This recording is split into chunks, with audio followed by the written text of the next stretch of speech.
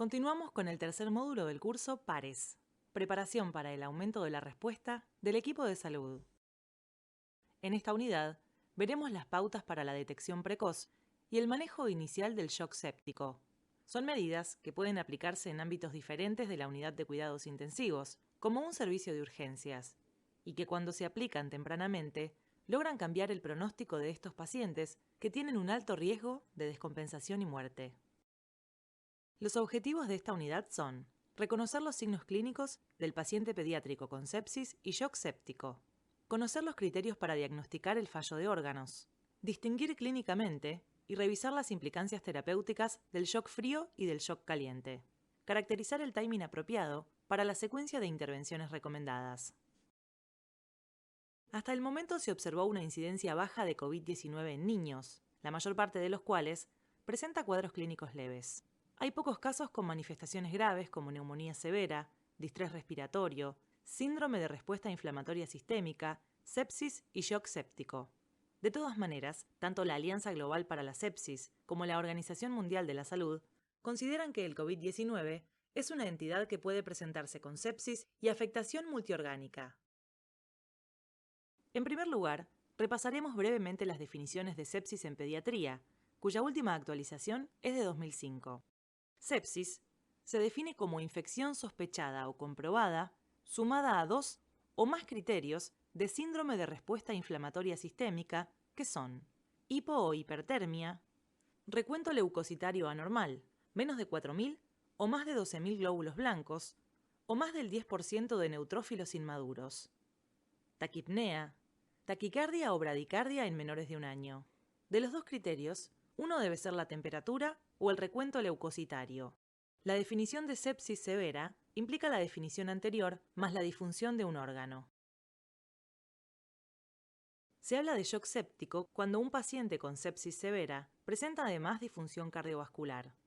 Definimos la disfunción cardiovascular como hipotensión, tensión arterial sistólica menor al percentil 5 para la edad, o la necesidad de drogas vasoactivas, o 2 o más signos de alteración de la perfusión como alteración del estado mental, bradicardia o taquicardia, relleno capilar enlentecido o acelerado, taquipnea, oliguria, acidosis metabólica inexplicable o lactato aumentado.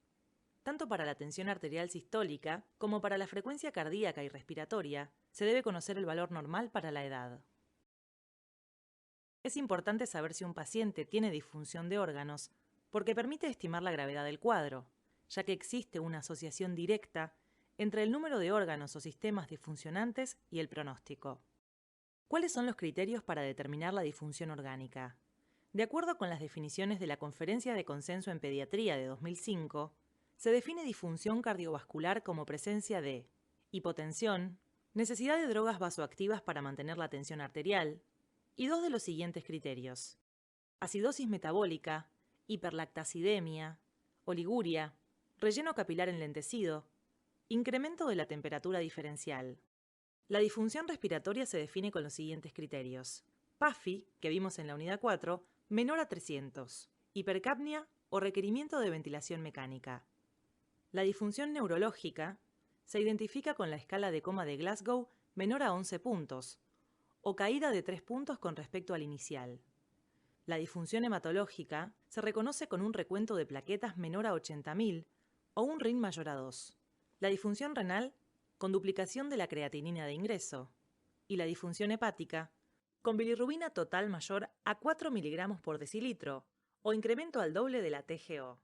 Para los valores precisos de cada parámetro, le recomendamos consultar el material complementario. Las manifestaciones clínicas dependerán del órgano afectado y son cardiovascular, taquicardia, relleno capilar enlentecido o acelerado e hipotensión. Respiratorio, taquipnea e hipoxemia. Sistema nervioso central, somnolencia o estupor. Hematológico, hemorragias o manifestaciones de isquemia distal en miembros. Renal, oliguria o anuria. Hepático, ictericia. El primer signo que debe alertar sobre esta situación clínica es la taquicardia, dado que indica la activación del sistema simpático para mantener el gasto cardíaco.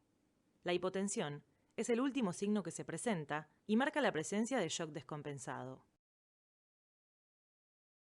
En base a lo que vimos, señale la opción correcta. A. El virus SARS-CoV-2 no causa shock séptico en niños.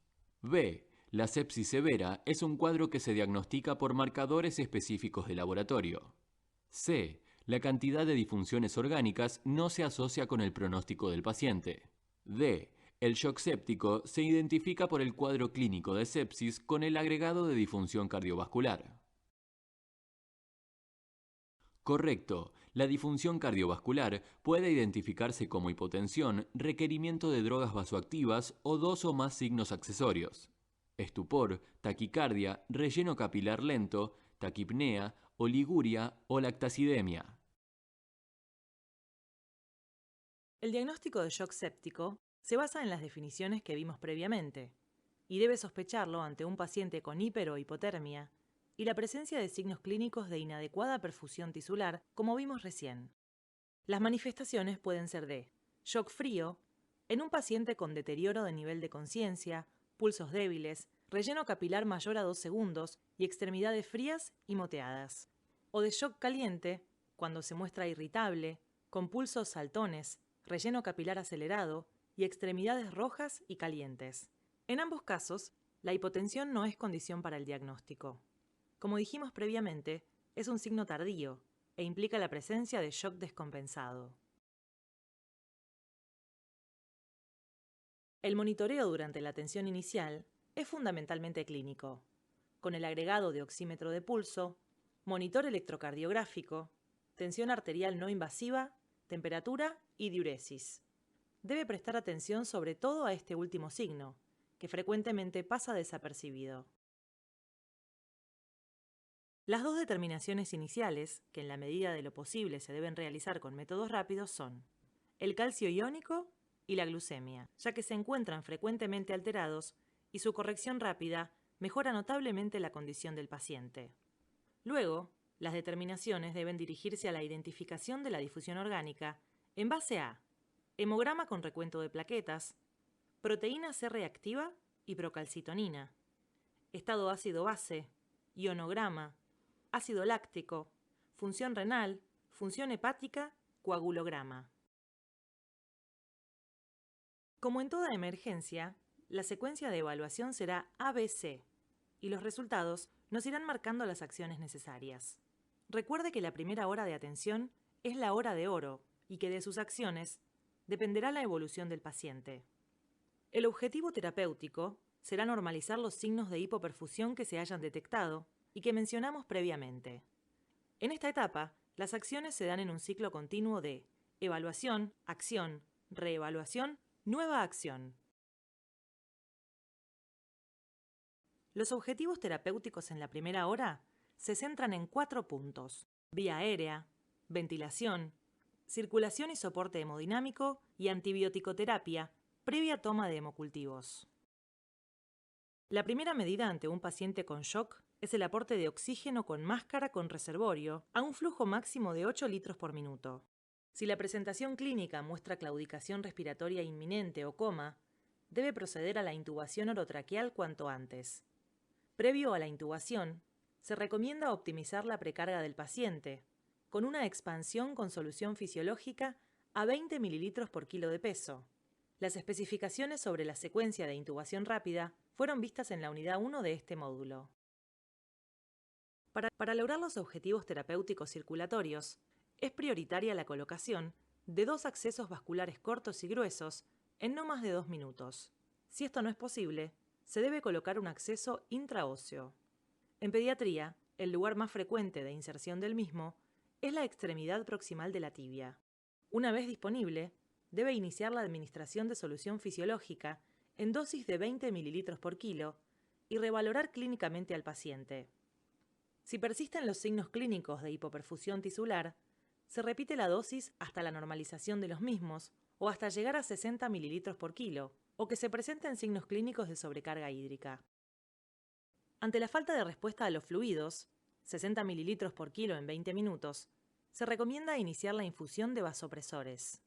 La adrenalina es la droga de primera elección, administrada en goteo continuo desde 0,05 hasta 0,3 microgramos por kilo y por minuto. Si el paciente tuviera una presentación clínica de shock frío, se debe continuar con esta droga, y si presentara shock caliente, se recomienda pasar a noradrenalina con el mismo rango de dosis.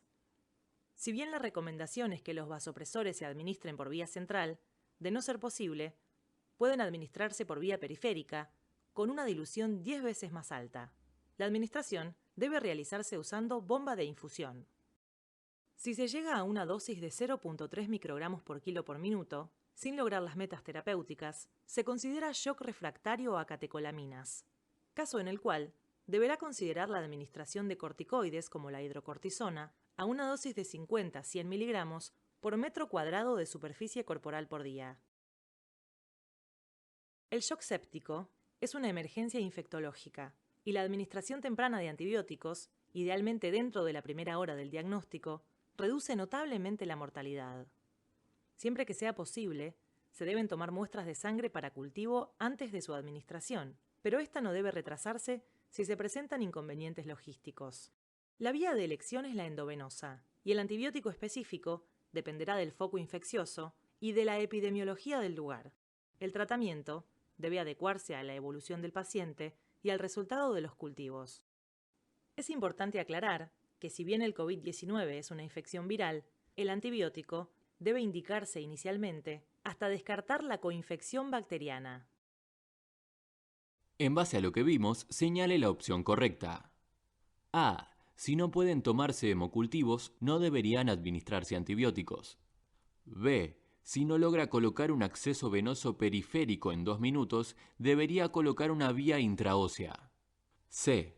El shock refractario a fluidos se diagnostica a los 60 minutos de haber iniciado la primera expansión. D. Si el paciente presenta shock frío, administre noradrenalina.